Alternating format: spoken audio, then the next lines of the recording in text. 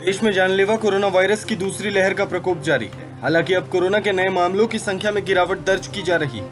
राजधानी दिल्ली में अब कोरोना के नए केस बेहद कम हो गए हैं। इसके मद्देनजर दिल्ली के मुख्यमंत्री अरविंद केजरीवाल ने आज दिल्ली को धीरे धीरे अनलॉक करने का ऐलान कर दिया। केजरीवाल ने कहा कि कंस्ट्रक्शन गतिविधियों और फैक्ट्रियों को सोमवार सुबह से खोला जा रहा है।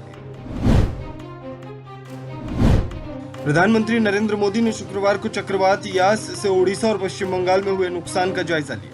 इसके बाद उन्होंने राहत पैकेज की घोषणा की। प्रधानमंत्री कार्यालय के मुताबिक ओडिशा को तत्काल प्रभाव से 500 करोड़ रुपए दिए जाएंगे। पश्चिम बंगाल और झारखंड को मिलाकर नुकसान के हिसाब से बाकी 500 करोड़ रुपए दिए जाएंगे। पीएम मोदी ने चक्रवात से जान गंवाने वाले परिवारों को 2-2 लाख रुपए और गंभीर रूप से घायलों को 50,000 रुपए देने की घोषणा की। देश में कोरोना से बिगड़ते हालातों को लेकर कांग्रेस नेता राहुल गांधी ने शुक्रवार को प्रेस कॉन्फ्रेंस कर प्रधानमंत्री नरेंद्र मोदी पर तीखा हमला बोला। राहुल ने कहा कि कोरोना की दूसरी लहर के लिए प्रधानमंत्री की नौटंकी जिम्मेदार है। वे कोरोना को समझ ही नहीं पाए। देश में जो डेथ रेट बताई गई वो भी झूठ है। सरकार को सच बोलना चाहिए। राहुल ने कहा कि तेजी से बढ़ते कोरोना संक्रमण के बीच सिर्फ वैक्सीनेशन ही बचाव। वैक्सीन नीति पर विपक्षी दलों के हमले के बीच केंद्रीय मंत्री प्रकाश जावड़ेकर ने कहा कि दिसंबर तक देश में कोरोना टीकाकरण का काम पूरा कर लिया जाएगा। उन्होंने कहा कि स्वास्थ्य मंत्रालय ने तब तक 216 करोड़ खुराकों के उत्पादन का रोडमैप पेश किया है। जावड़ेकर ने कहा कि इस साल के अंत तक सभी को टीका लग जाएगा। दिसंबर तक 108 करोड़ लोगों को वैक्सीन लग जाएगी। मध्य प्रदेश के पूर्व सीएम कमलनाथ लगातार विवादित बयान दे रहे हैं। कोरोना से मौत के आंकड़ों पर वो लगातार केंद्र और राज्य की सरकार को घेर रहे हैं। सतना जिले के मैहर में कमलनाथ ने फिर से शुक्रवार को एक विवादित बयान दिया। उन्होंने कहा कि भारत महान नहीं, भारत बदनाम है। सब देशों ने रोक लगाई है कि भारत के लोग नहीं आ सकते। केंद्रीय संस्कृति और पर्यटन मंत्री प्रहलाद सिंह पटेल ने दिल्ली के मुख्यमंत्री अरविंद केजरीवाल और उपराज्यपाल अनिल बैजल को चिट्ठी लिखकर तिरंगे के अपमान की शिकायत की।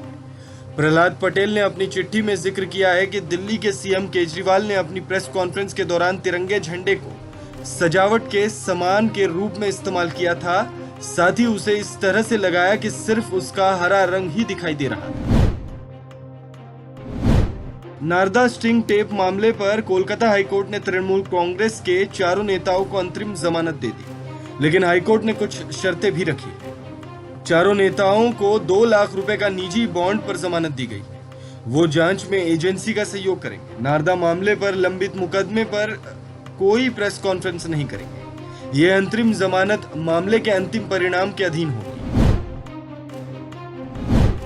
ड्रग्स मामले में मुंबई एनसीबी ने सुशांत सिंह राजपूत के दोस्त और अभिनेता सिद्धार्थ पिठानी को गिरफ्तार कर लिया। सिद्धार्थ पिठानी वही शख्स है जिन्होंने आत्महत्या के बाद सुशांत को पहली बार देखा था।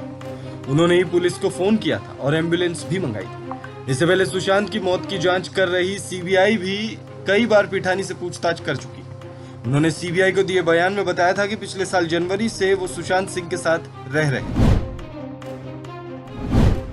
रणदीप हुड्डा इन दिनों विवादों में घिर गए हैं। उन्होंने बहुजन समाज पार्टी की नेता और उत्तर प्रदेश की पूर्व मुख्यमंत्री मायावती पर आपत्तिजनक मजाक किया था। रणदीप हुड्डा के जोक को कई सोशल मीडिया यूजर्स ने आड़े हाथ लिया है।